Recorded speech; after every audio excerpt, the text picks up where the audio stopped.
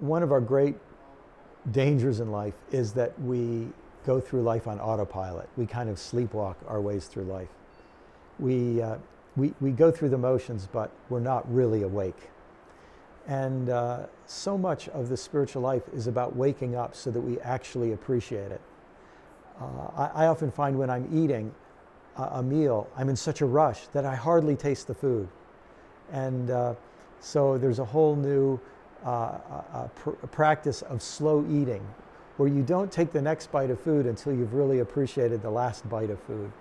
And I found the same is true in the spiritual life. There are things we can do to help us slow down and wake up and make sure we're not missing the gift of this day, because I'll never get this day again.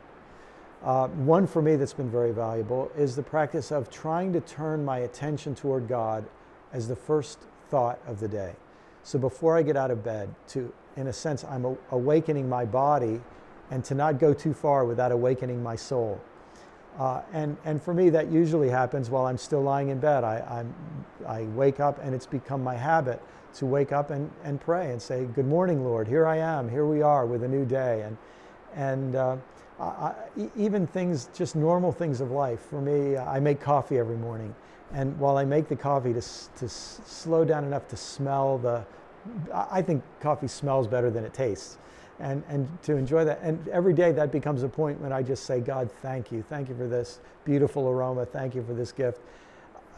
Just simple practices like this can help us. It's why the old practice of giving thanks before a meal, to me, is not something to lightly toss away, because that becomes 3 times a day where we stop and recenter ourselves and realize we're just showered with gifts we can so easily take for granted.